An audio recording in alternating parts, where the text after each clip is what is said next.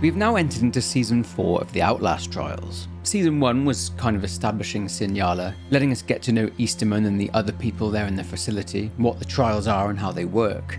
It also established more of a narrative around the goings-on in Sinyala with infighting and backstabbing amongst the higher-ups, and we also got the murmurings of a revolt stirring. Season 2 brought that revolt to life, and we went through Amelia's storyline and saw good old Easterman's descent into madness. Amelia's revolt happened, she was captured, and Season 3 looked at the fallout of that and ended with the teasing of new Prime assets.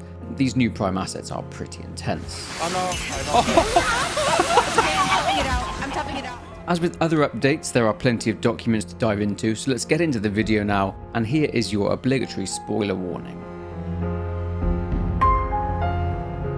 Alright, so let's go over what we're told about this Prime asset prior to this update. The first we'd heard of the Kress twins, apart from when Hugo dropped a bombshell on the devlog, was a document from the late 1950s in which the late Clyde Perry wrote about something called the Buffalo Minotaur. Essentially, an incident happened in Buffalo, New York, well, many incidents, where a lot of murder victims had been found on an estate belonging to the wealthy Kress family. That was not the first time we'd heard of the Kress Corporation, though. Jun Kusumura, the former Unit 731 scientist, had long been recommending their products and their chemical properties to Murkoff. But who are they and what is their background? Well, we got another comic from JT Petty and the Black Frog, so let's look at that. Let's go back to conception. The patriarch of the Kress family, Anton, was expecting children, twins, with a woman who was assumed to be his wife. One day in 1899, he poisoned her by spiking her tea, and later the twins she gave birth to were conjoined and horribly deformed. With him now without a wife, as she seems to have died giving birth, Mr. Kress would drink. His company was dying too, and Kress chemical stock was plummeting. Fast forward to when they were 10 years of age, Otto and Arora would study in order to try and save their father's company. Around age 20, they'd pretty much discovered their passion. Otto in politics, Arora in chemistry. With Otto and Arora pretty much running Kress Chemical now, with their father just drinking himself into a stupor, the company's stock was now soaring, and having built a new plant in Buffalo, New York, Kress Chemical began to supply the US military. Otto and Arora would become, let's just say, enamored with one another, and would begin an incestuous relationship. Their considerable wealth allowed them to partake in various vices, and they would start to rack up quite the body count in more ways than one. They were out of control, and they would use people as victims to try out various concoctions. Their father, at the end of his tether, and needing to do something about these monsters that he'd spawned through his own scientific curiosity, decided to do something to stop them. Injecting them with something whilst they were asleep, he attempted to saw them apart.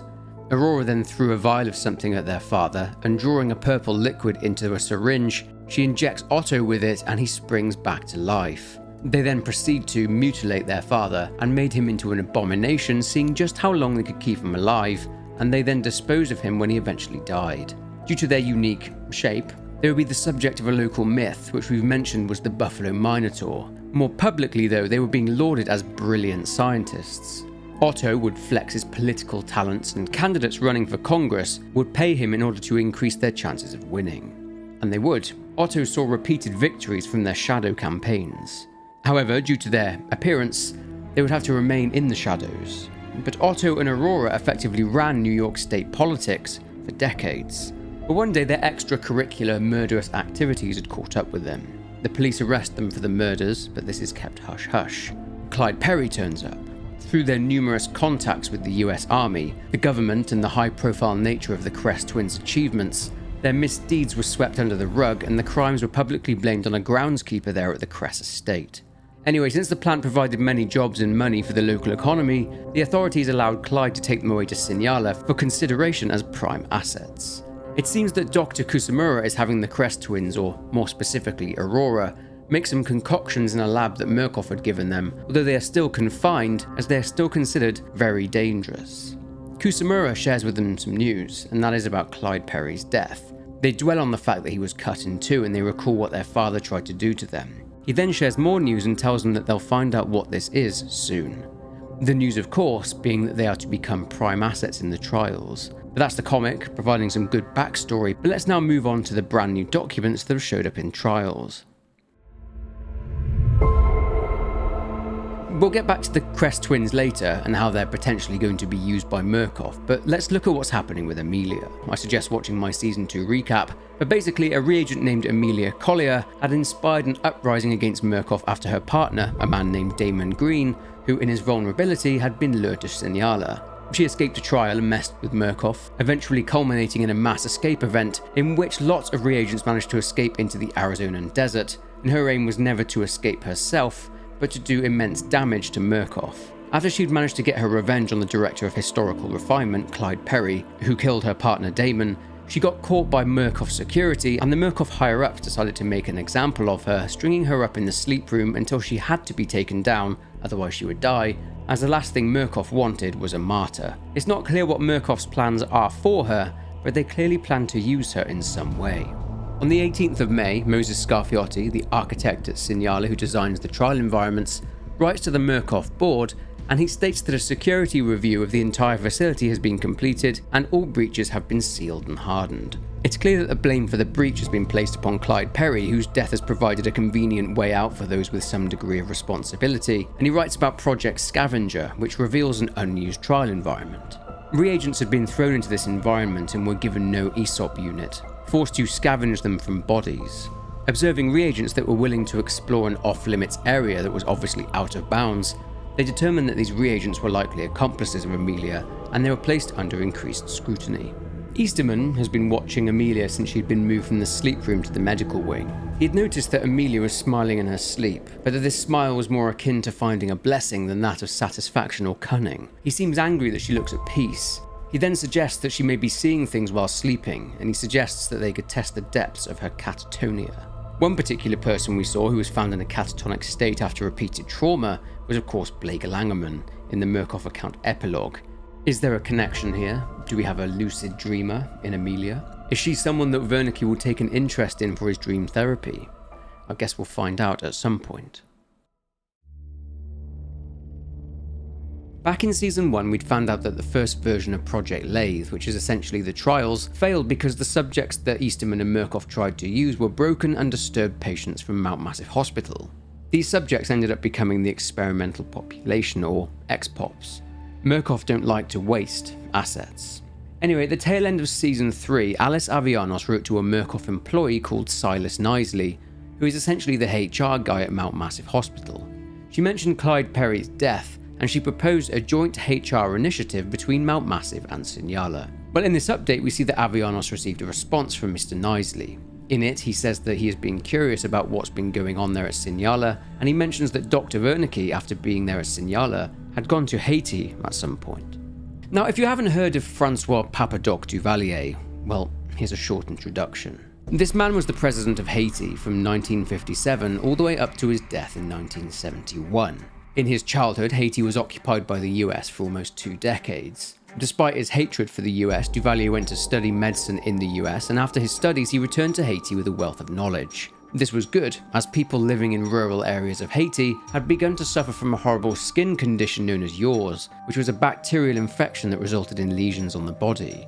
Duvalier would make his way across Haiti and would administer aid in the form of antibiotics, and he was seen almost as a sort of miracle healer who was blessed with voodoo abilities. Fast forward to 1957 and Haiti was boiling over into a potential civil war. Duvalier ran for the presidency and was elected. But Duvalier wasn't the president that the people of Haiti had hoped for. He purged the country's army, creating his own, and called it Volunteers for National Security. Needing money to fund this militia, Duvalier turned to none other than the US, as they viewed Papadoc Duvalier as an anti-communist, and with Castro stirring things up in the Caribbean, this lined up perfectly for both the US and Duvalier. Anyway, after he suffered a heart attack in 1959, Duvalier slipped into a 9-hour coma, and after he woke up, he was different. He viewed himself as a figure from Haitian folklore known as Baron Samedi, who was essentially the Grim Reaper, and he started modelling his look on him. He then transformed the electoral system, making himself a dictator, killing Haitian democracy. But as for what Wernicke was doing there, is it possible that he had a hand in what happened to Duvalier? Easterman himself has even mentioned that Wernicke's aura was like that of a shaman. Perhaps he was sent there to mess with Duvalier, hence when he woke up from his coma, he was apparently like a completely different person. Perhaps Haiti was a testing ground for what Murkoff could actually achieve. This is another emerging storyline, but still is pretty darn intriguing. But back to Knisley's letter. He says that he could arrange a visit to Sinyala at some point, and he writes about a possible patient exchange too. He mentions a Dr. Newhouse and says that he sent an attached roster of candidates that we cannot see, and he mentions a woman that has some experience with Dr. Wernicke.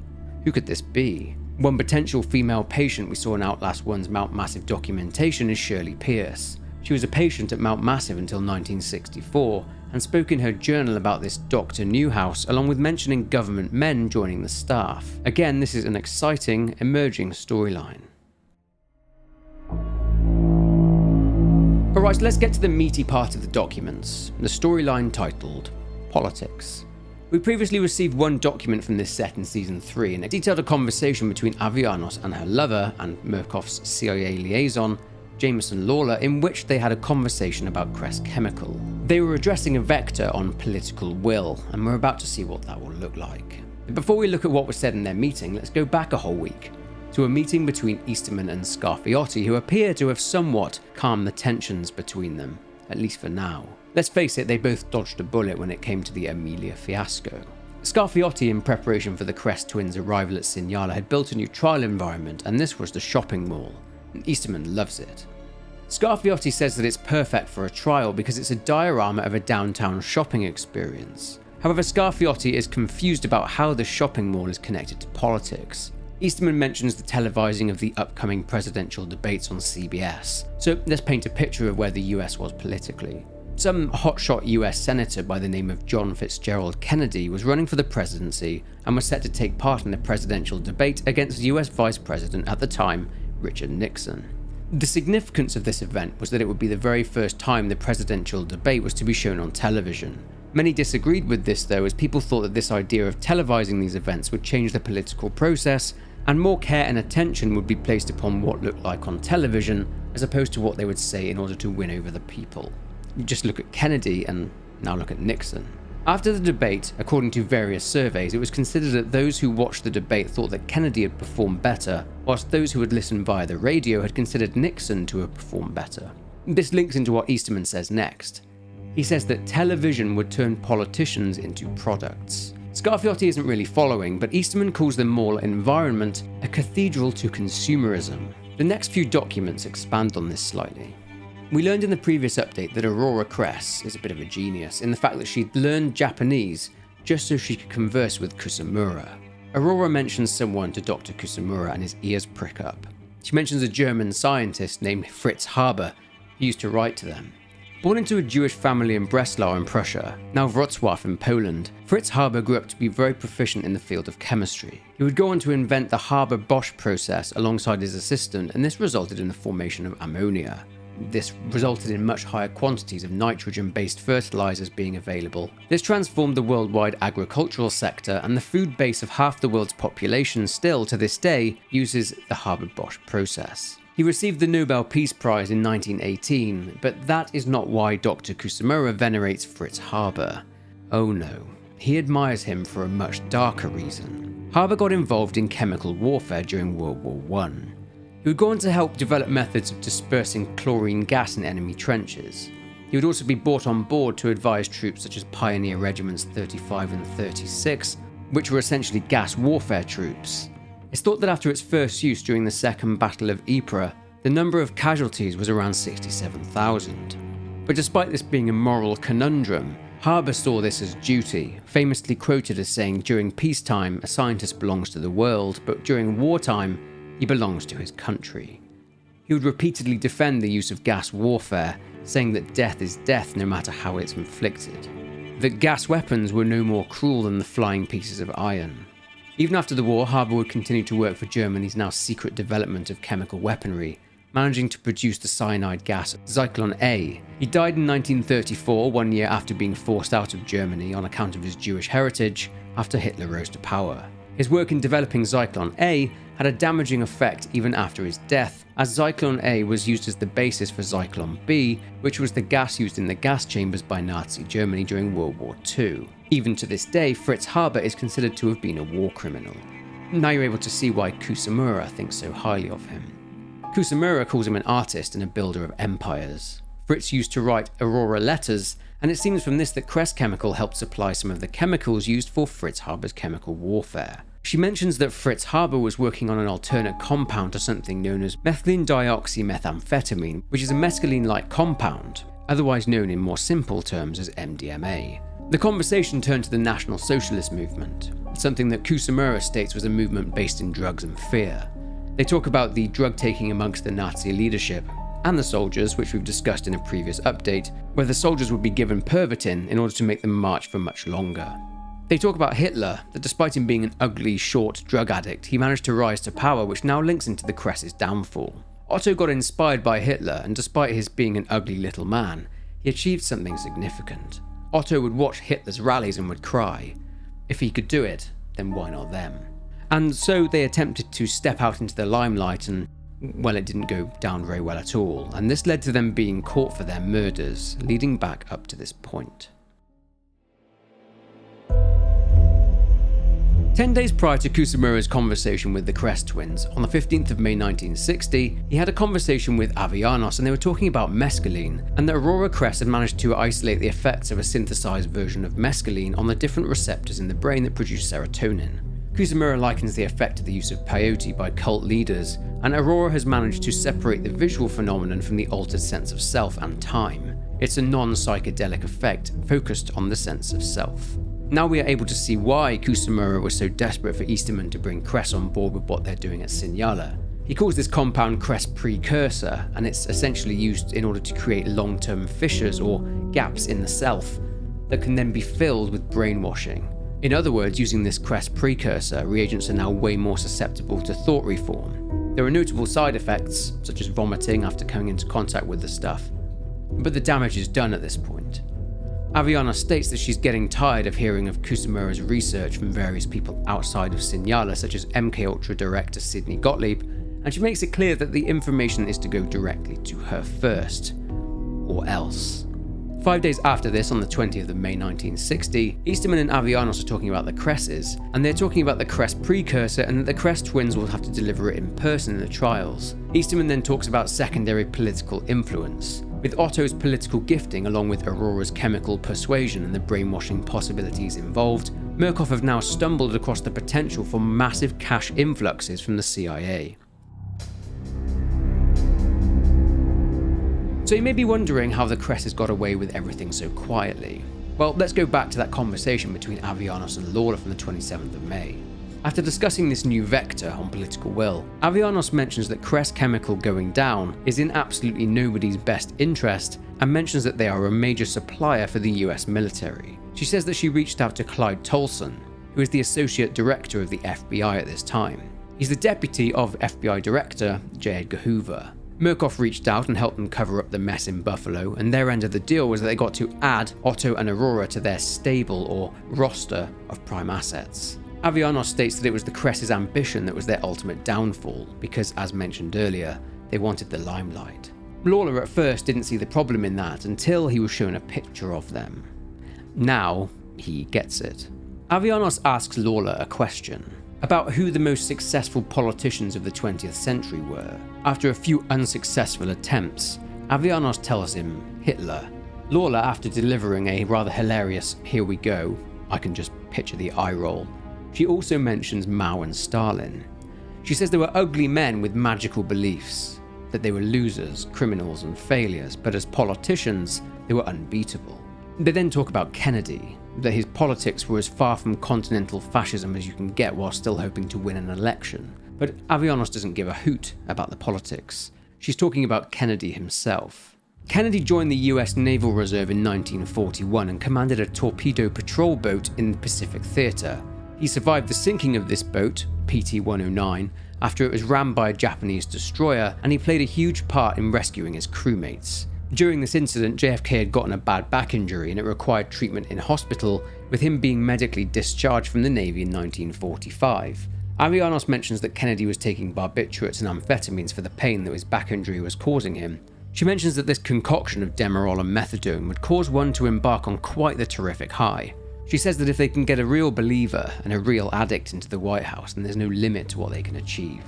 She then floats the idea of a political program at Signala, and this is where Otto and Arora, along with their chemical refinement and the potential of their precursor, come in. The definition of precursor is one that precedes and indicates the approach of another. I guess the precursor is the first step, and Easterman's suggestion, the brainwashing along with the trauma from the trials, are the second steps, but we've got to keep a close eye on how this develops. But the talk of a political program at Signala intrigues me. Finally, we get onto the rebirth. We previously saw that because of Amelia's revolt and many reagents escaping into the desert, Easterman was devastated and annoyed that the people he saw as his children that he loved, respected, and who loved him back would try to leave him. So he shut down the rebirth process. For those who don't know, after enough trauma had been shoveled in, the brain was susceptible enough to brainwashing, and the brain would be conditioned to respond to the trigger words spider, eye, and lamb. The reagent would then become a sleeper agent. Anyway, rebirth is back, and it's changed now that the Kress twins are there at Signala. But Easterman is journaling again. Yep, more unhinged nonsense is on the way. Remember back in another update, Easterman had started talking about the phallus of the sun, and about the sun apparently had an appendage. Well, he's back to that again. He's talking about him having stared down the sun, that he looked into the face of God and said, blink. He talks about his reward being the mirror, that he can look in the mirror again, and that he has a new face. Hairless, dead, and reborn. He speaks about Emil Schweizer. Schweizer is the source of the whole sun as a penis thing. Essentially, he was in London working for a bank but got fired unexpectedly. He tried to end himself with a gunshot to the head but failed. The bullet's damage, now being lodged in his skull, caused delusions and paranoia. He couldn't use one of his eyes and he claimed to have heard voices. But now, Carl Jung. Jung worked at a hospital in Zurich's Bergholzi Hospital in his native Switzerland. Schweizer was there at the hospital, a man that Jung would refer to as Solar Phallus Man, on account of Schweizer's claims that the sun did in fact have a penis.